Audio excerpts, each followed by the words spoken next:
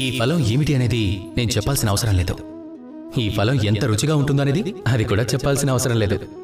ఆలోచించండి, కొంతమంది మనుషులొచ్చి ఈ ఫలం గురించి తెలియని వాళ్ళు ఏం చేస్తారో, దీన్ని చూసి వాళ్ళు అనుకుంటారు ఇదొక ముళ్ళకంప అని అనుకుని పక్కకు విసిరేస్తారు.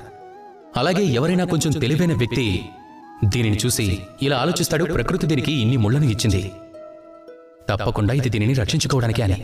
అంటే అర్థం దీని లోపల ఏదో అమూల్యమైనది ఉంది అని.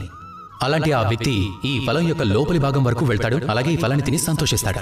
ఇక ఇలాంటిదే మన ప్రపంచంలో కూడా కనిపిస్తూ ఉంటుంది. ప్రతిరోజు మనం కొత్త కొత్త వ్యక్తులను కలుస్తూ ఉంటాం. కొంతమంది వ్యక్తులను మొదటిసారి మనం కలిసినప్పుడు మొదటి పరిచయంలోనే వాళ్ళని చూసి వాళ్ళు కోపిష్ఠులని, చాలా అహంకారులని, ధిక్కరణ కలిగిన వ్యక్తులని అర్థమవుతుంది. చాలా మంది వ్యక్తులు వాళ్ళని మొదటి పరిచయంలోని చాలా దూరంగా పెట్టేస్తారు.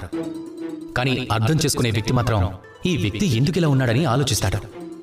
బహుశా రక్షణ కోసం స్వయంగా తనను తాను ఇలా తయారు చేసుకున్నాడా, లేదంటే ఎవరైనా వ్యక్తులొచ్చి తన సమయాన్ని వృధా చేయకూడదని, తన భావోద్వేగాలతో ఆడుకోకూడదని, మోసం చేయకూడదని, లేక అతీతమైన కొన్ని సంఘటనలు జరిగి ఉండొచ్చు, ఆ కారణాలతో ఈ వ్యక్తిలో మారిపోయి ఉంటాడు అనుకుంటాడు.